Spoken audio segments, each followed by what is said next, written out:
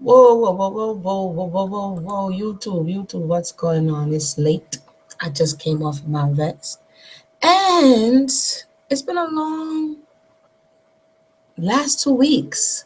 Last time we left off, this is the LEV project, Emunah Israel, Solonomics 101. Trying to get through this Olaudah Equiano. I got sidetracked a little bit by the whole Nat Turner situation. And you know me. So I'm like, hello. Olaudah was on the ship and he's waiting for us to return. And so I'm going to go ahead and pick it up and try to move through. I'm going to have to come off of this thing. So.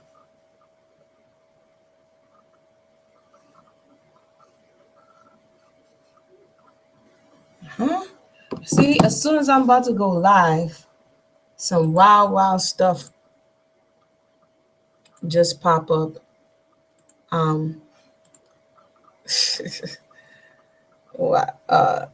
Yeah, I'll deal with that. Hold on 1 second. I'll deal with it in a minute after I finish.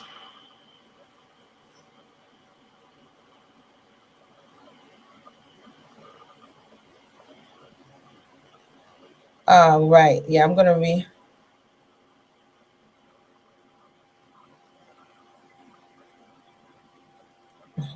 innocent.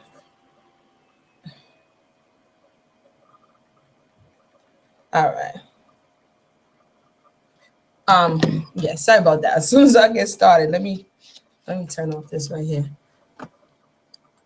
This is live, people. This is live. All right. Welcome once again. And my name is Emunah Israel. We are on chapter 4, and we're gonna try to make our way through the life of Olaudah. Every time I say his name, I want to say it different. But anyway, Equiano, chapter 4. The author is baptized, narrowly escapes drowning, goes on an expedition to the Mediterranean. Remember, he was captured, brought to America, didn't stay long as a slave. He was the son of nobility back on the continent, and he ended up, getting sold to an individual who took him all around the world. So is witness of engagement between some English and French ships, a particular account of the celebrated engagement between Admiral Boscawen and Mons Leclue of Cape Logus in August 1759. This is the editor saying so. Dreadful explosion of a French ship. The author sails from England, his master appointed to the command of a fire ship, meets a Negro boy from whom he experiences much benevolence, prepares for an expedition against Belle-Île, a remarkable story of a disaster which befell his ship, arrives at Belle-Île, operations of landing and siege, the author's danger and distress with his manner of extricating himself, surrender of Belle-Île, transactions afterwards of the coast of France, remarkable instance of kidnapping. The author returns to England, hears a talk of peace, expects his freedom. His ship sails from Deptford to be paid off, and when he arrives there, he is suddenly seized by his master and carried forcibly on board a West Indian ship and sold. And so this, I guess, was their recount, and we're going to start at chapter at 1 now. It was now between 2 and 3 years since I first came to England, a great part of which I had spent at sea, so that I became moored to that service and began to consider myself as happily situated, for my master treated me always extremely well, and my attachment and gratitude to him were very great. From the various scenes I had beheld on shipboard, I soon grew stranger to terror of every kind, and was, in that respect at least, almost an Englishman. I have often reflected with surprise that I never felt half the alarm at any of the numerous dangers in which I have been, and that I was filled with the first sight of Europeans, and at every act of theirs, even the most trifling. And when I first came among them, and from some time afterwards, that fear, however, the effect of my ignorance, wore away as I began to know them. He forgot. I could now speak English tolerably well, and perfectly understood everything that was said. Hold on 1 second. I not only felt myself quite easy with these new countrymen, but relished relished their society and manners. So he started getting connected with this stuff now. That's when you forget. I no longer looked upon them as spirits, but as men superior to us. So it went from they was ghosts to now they are superior. And therefore I had a stronger desire to resemble them, to imbibe their spirit and imitate their manners. I therefore emerged every occasion of improvement, and every new thing that I observed, I treasured up in my memory. I had long wished to be able to read and write, and for this purpose, I took every opportunity to gain instruction, but had made as yet but very little progress. However, when I went to London with my master, I had soon an opportunity of improving myself, which I gladly embraced. Shortly after my arrival, he sent me to wait upon Miss Jennerins, who had treated me with so much kindness when I was there before, and they sent me to school. So what many like to say, he's experiencing Stockholm. That's what he's describing. He's not giving it a title. He's bonding with the oppressor. He forgot totally that they abducted him, robbed him, and because now they're showing him some level of kindness, he begins to want to emulate him. This is an expression of his trauma and also his will to survive. If he does as they say, in his estimation, he'll live. While I was attending these ladies, their servants told me I could not go to heaven unless I was baptized. This made me very uneasy, for I had now some faint idea of a future state. Accordingly, I communicated my anxiety to the eldest Miss Guerin, with whom I was become a favorite, and pressed her to have me baptized, when to my great joy she told me I should.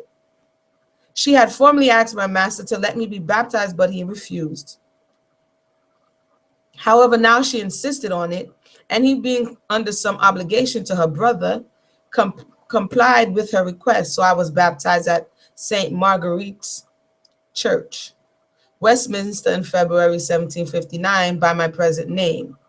The clergyman at the same time gave me a book called A Guide to the Indians, written by Bishop of Sodor and Man. On this occasion, Miss Guerin did me the honor to stand as godmother and afterwards gave me a treat. Sounds like what we're going through as Black American. Yes, Margarita, welcome. Yeah, it's the thought process that he's reasoning within himself, like if I do everything they say. We also read Charles Ball.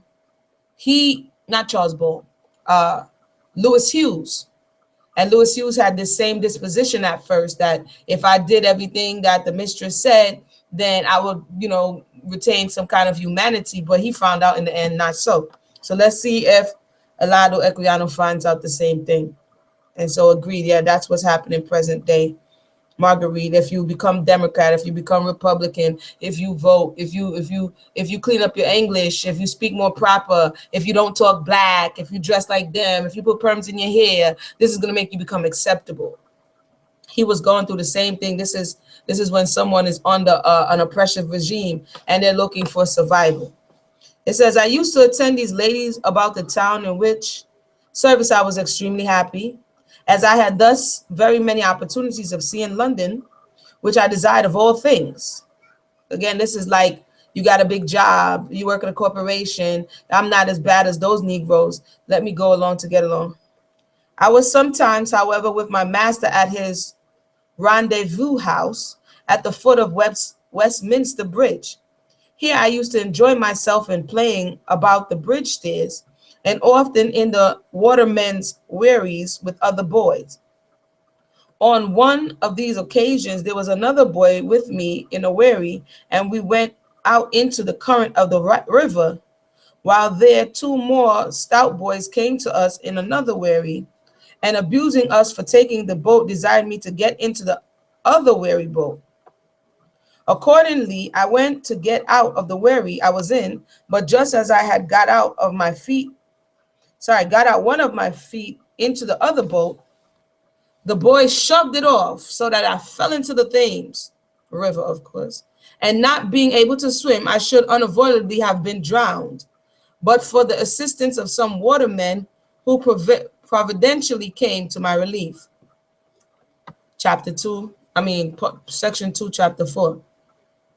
The Namur began again Namor. And by the way, if you want to read along, the link is in the box. So we are at chapter 4, section 2. The Namor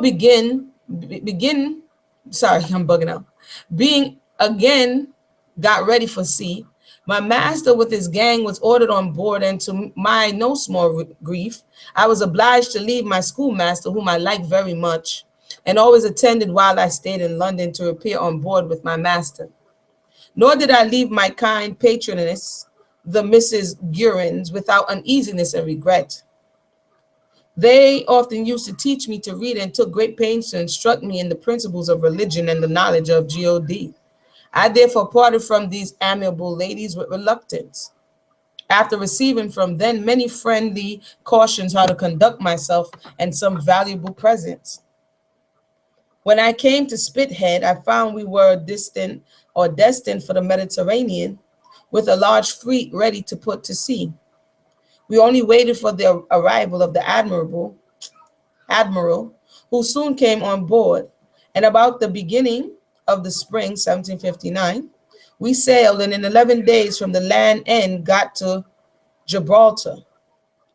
While we were here, I used to be often on shore and got various fruits in great plenty and very cheap. I had frequently told several people in my excursion on shore the story of being kidnapped with my sister, and of our being separated as before related. And I had as often expressed my anxiety for her fate, and my sorrow at having never met her again. One day, when I was on shore mentioning these circumstances to some people, one of them told me he knew where my sister was, and if I would accompany him, he would conduct me to her. Improbable as this story was, I believed it immediately and agreed to go with him, while my heart leaped for joy, and indeed he conducted me to a black young woman who was so like my sister that at first sight I really thought it was she, but I was quickly undeceived, and on talking to her, I found her to be of another nation. That's that whole all black people look alike thing, right?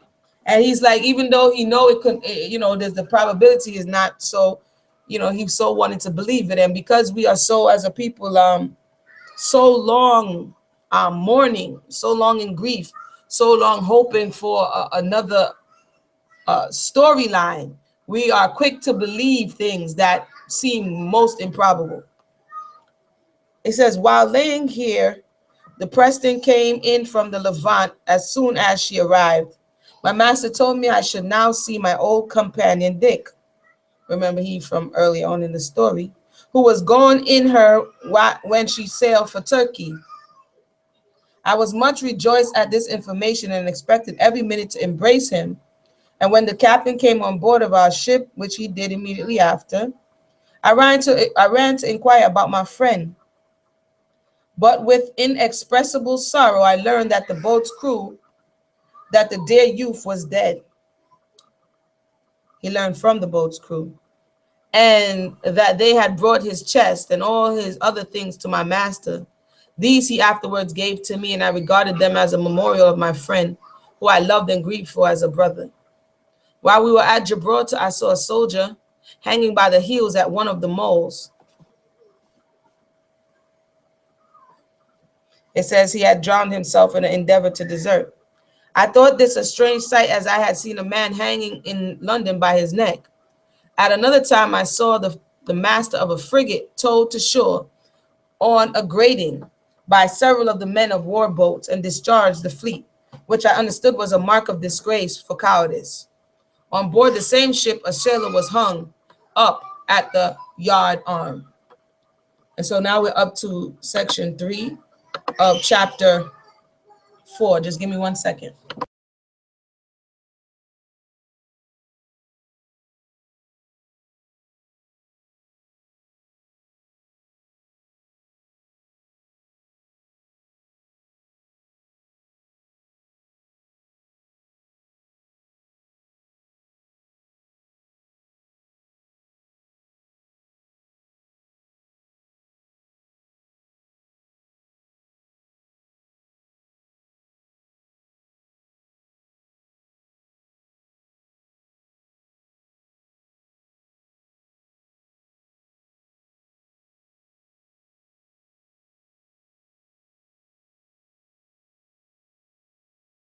All right, thank you for your patience.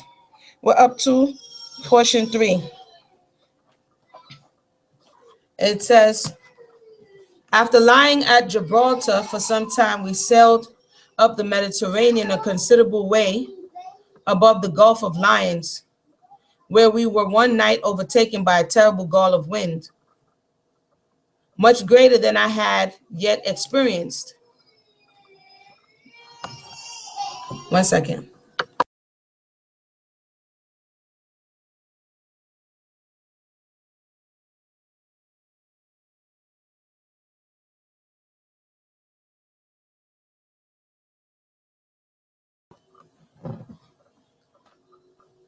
Let me start that again.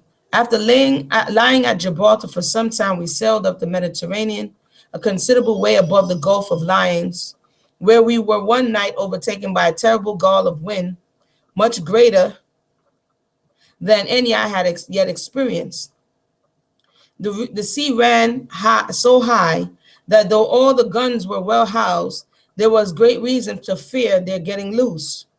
The ship rose so much, and if they had, it must have proved our destruction.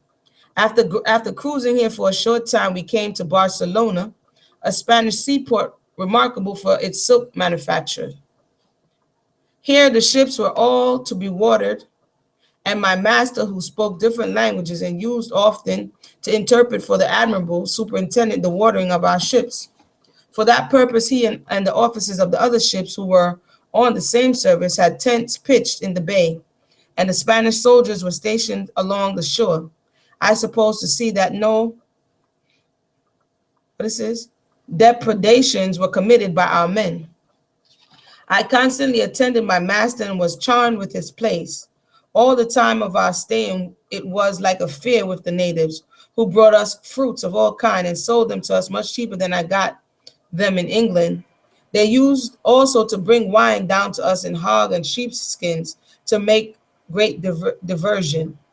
The Spanish officers here treated our officers with great politeness and attention, and some of them in particular used to come often to my master's tent to visit him, where they did sometimes divert themselves by mounting me on the horses or mules so that I could not fall, and setting them off a full gallop, my imperfect skill in horsemanship affording them no small entertainment. After the ships were watered, we returned to our old station of cruising the Toulon for the purpose of intercepting a fleet of French men of war that lay there. One Sunday in our cruise, we came off a place where there were 2 small French frigates laying in shore, and our admiral, thinking to take or destroy them, sent 2 ships and after them, the Colden and the Conqueror. They soon came up to the Frenchmen, and I saw a smart fright here, both the sea and land, for the frigates were covered by batteries, and they played upon our ships most furiously, which they as furiously returned. And for a long time, a constant firing was kept up on all sides at an amazing rate. At last, one frigate sunk, but the people escaped, though not without much difficulty. And a little after, some of the people left the other frigate also, which was a mere wreck. However, our ships did not venture to bring her away. They were so much annoyed from the batteries, which raked them both in going and coming. Their topmast was shot away, and they were otherwise so much shattered that the admiral was obliged to send in many boats to tow them back to the fleet. I afterwards sailed with a man who fought in one of the French batteries during the engagement. What's that? And he told me our ships had done considerable mischief that day on shore and in the batteries. I thought I turned this off. Hold on for me 1 second. Yeah, he said, Margarita says he just described a lynching like it was something he had only really experienced once in his life. Yeah, because I mean, to what he's describing in the book, he didn't really see slavery. He came early. He came like, what was he, 12? And then he went to Barbados, and then I believe he came to South Carolina, of which he didn't stay long, and then he was sold off to, so he didn't see the horrors, he didn't see the brutality. And he's speaking as one who, you know, they got thrown in jail for a little bit. Now I'm out. I'm seeing the world. I'm on the ships. I'm sailing. It really didn't touch him other than the trauma of, as he just spoke about, being separated from his sister. So that's a good note. Thank you for mentioning that. I was looking at him like he doesn't seem too moved emotionally. What I do see is him, you know, forming an attachment to those who he feel has been kind to him. Chapter 4, what is this? Section 4. I don't know how long I'm gonna read. My voice been bugging out lately. It says, after this, we sailed for Gibraltar and arrived there about August 1759. We remained here with all our sails unbent while the fleet was watering and doing other necessary things. While we were in the situation one day, an admiral, together with most of the principal officers and many people of all stations being on shore, about 7 o'clock in the evening, we were alarmed by signals from the frigates stationed for that purpose. And in an instant, there was a general cry that the French fleet was out and just passing through the straits. The admiral immediately came on board with some of the officers, and it is impossible to describe the noise, hurry, and confusion throughout the fleet. In bending their sails and slipping their cables, many people and ships' boats were left on shore in the bustle. We had 2 captains on board of our ship who came away in a hurry and left their ships to follow. We showed lights from the gunwales to the main topmast head, and all our lieutenants were employed among the fleet to tell the ships not to wait for their captains, but to put their sails to the yards, slip their cables, and follow us. And in this confusion of making ready for fighting, we set out for sea in the dark after the French fleet. Here I could have exclaimed with Ajax, "O Jove, O Father, if it be thy will that we must perish, we thy will obey, but let us perish by the light of day." So I guess it was getting wild and crazy, as he's saying, and he bust out into some kind of poem or song. They had got the start of us so far that we were not able to come with them that night, but at daylight we saw 7 sail of the line come miles ahead. We immediately chased them till 4 o'clock in the evening. Our ships then came up with them, and though we were about 15 large ships, our gallant admiral only fought them with his own division, consisting of 7, so that we were just ship for ship. We passed by the whole of the enemy's fleet in order to come at their commander, Montlecleux, who was in the ocean, an 84-gun ship. As we passed, they all fired at us, and at one time 3 of them fired together, continuing to do so for some time, notwithstanding which our admiral, to my astonishment, would not suffer a gun to be fired at any of them, but made us lie on our bellies on the deck till we came quite close to the ocean, which was ahead of them all. And when we had orders to pour the whole 3 tiers into her at once, the engagement now commenced with great fury. They fighting. What time is this? Like, what are they fighting for? This is what he says, 17.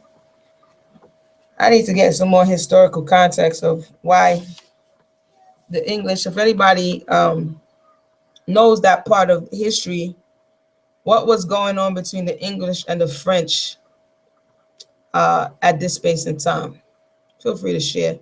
I know we have people who listen afterwards and they'll drop some knowledge, so I look forward to that. It says, wait.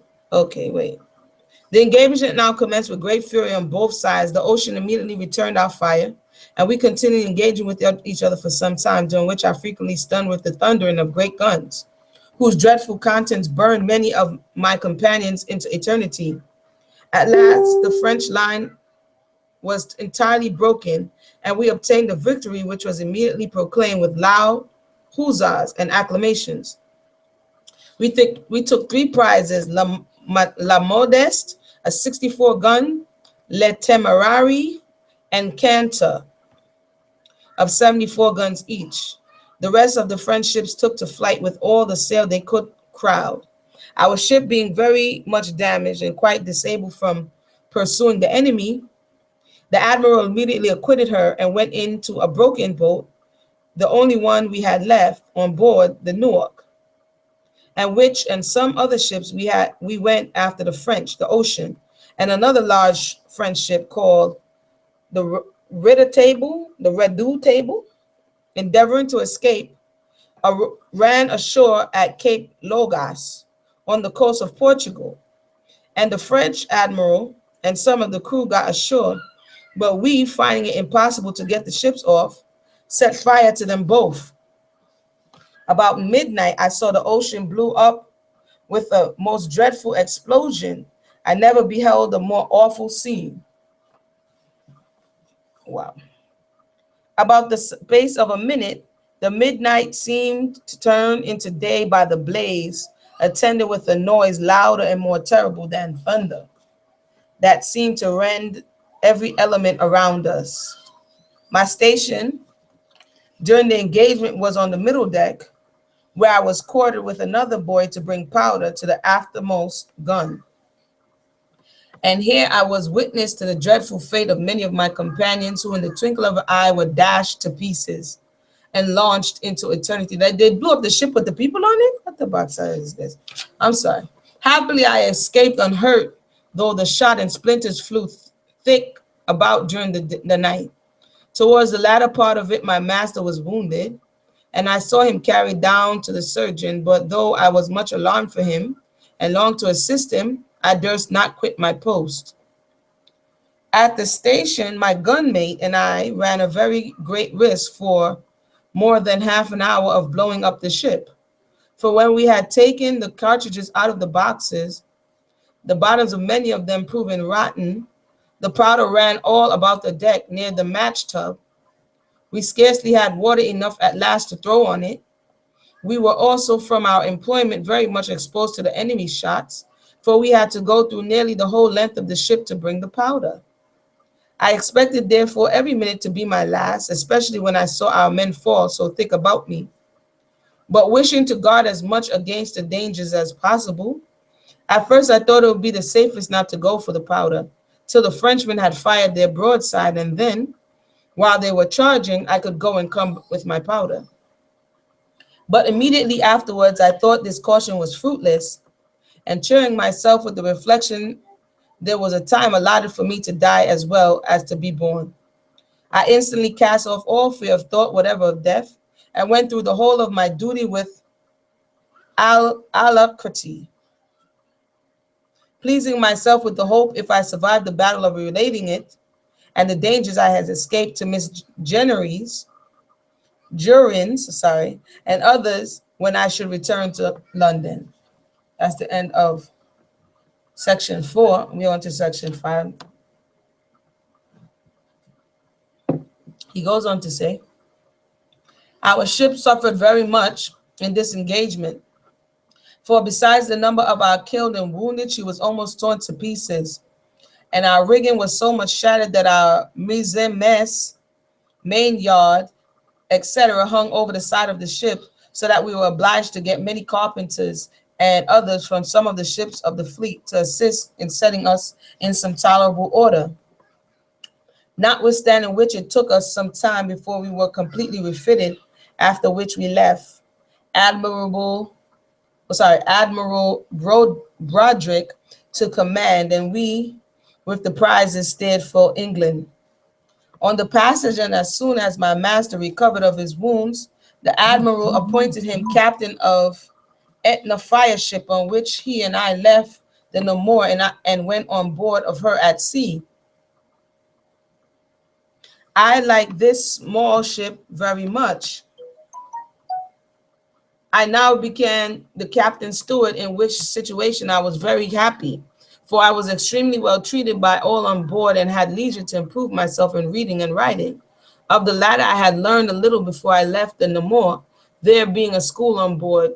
When we arrived at Spithead, the Etna went to Portsmouth Harbor to refit, which being done, we returned to Spithead and joined a large fleet that was thought to be intended against Havana. This is all war stories. Like, this is his version of war stories. But like men, this is what they get excited about apparently, because he's like, yeah, you know, it's to show his bravery, right? He says, but about that time the king died. Whether that prevented the expedition, I know not. But it caused our ship to be stationed at Carwest in the Isles of Wight till the beginning of the year 1761. Here I spent my time very pleasantly. I was much on shore, all about this delightful island, and found the inhabitants very civil.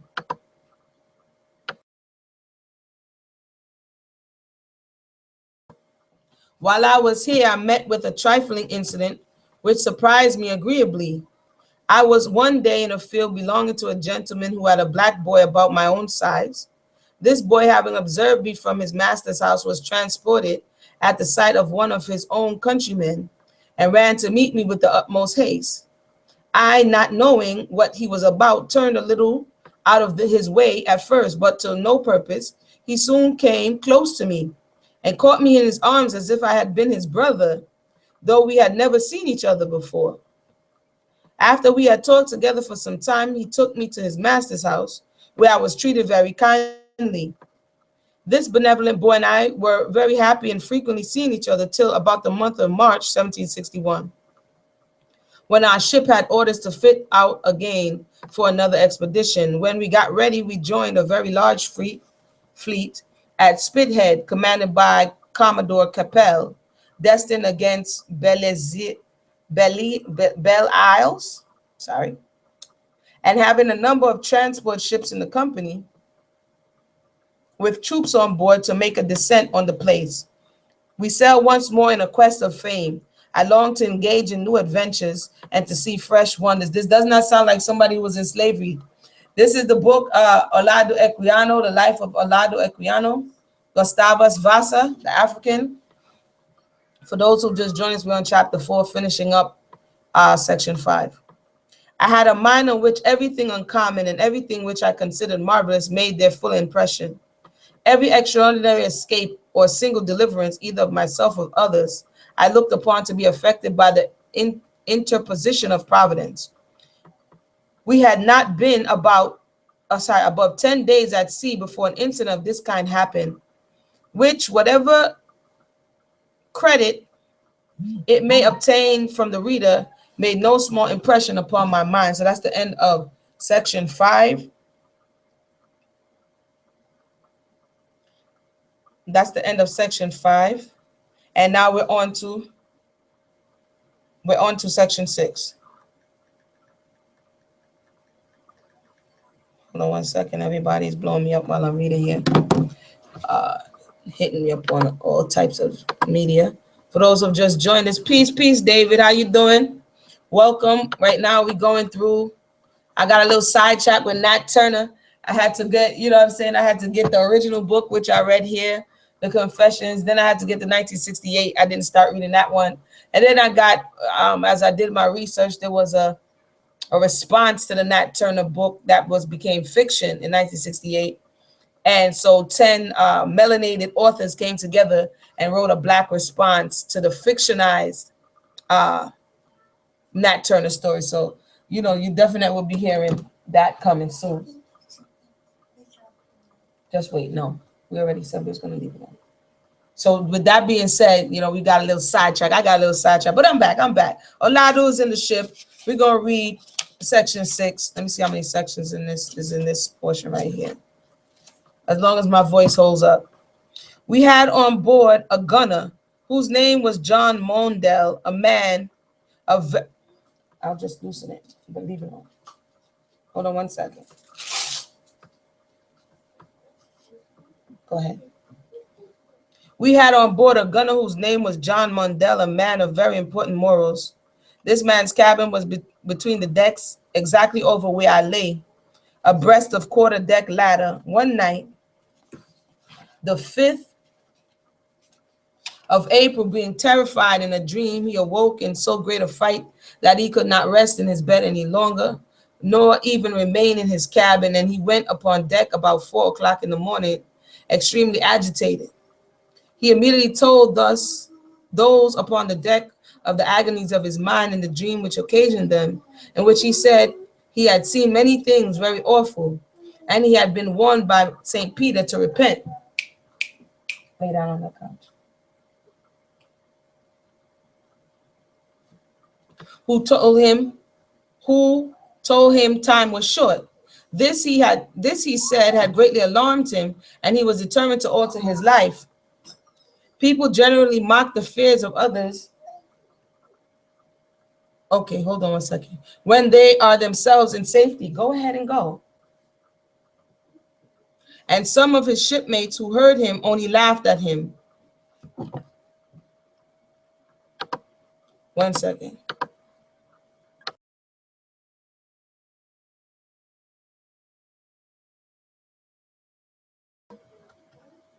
Only laughed at him. However, he made a vow that he would never drink strong liquor again.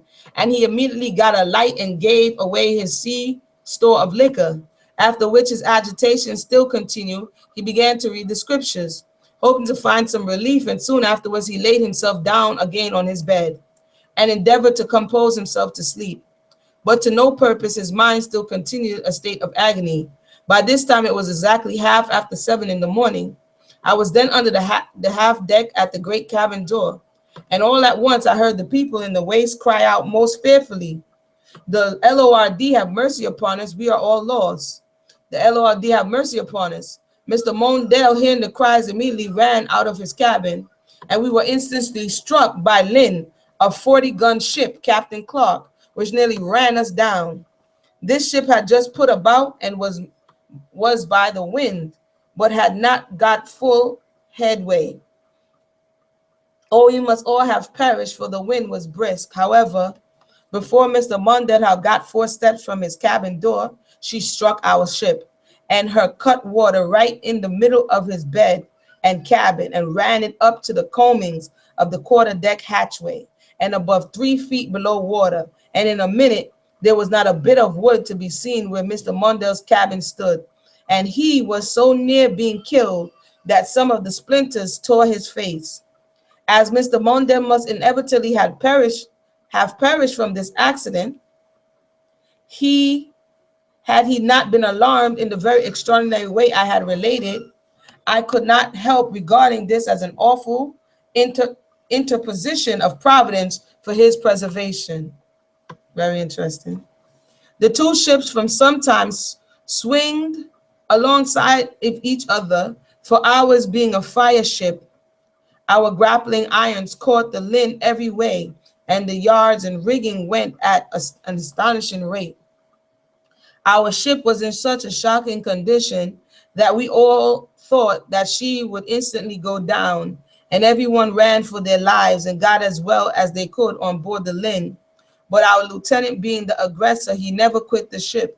However, on finding she did not sink immediately, the captain came on board again and encouraged our people to return to try to save her. Many of them came back, but some would not venture. Some of the ships in the fleet, seeing our situation, immediately sent their boats to our assistance. But it took us the whole day to save the ship with all their help. And by using every possible means, particularly frapping,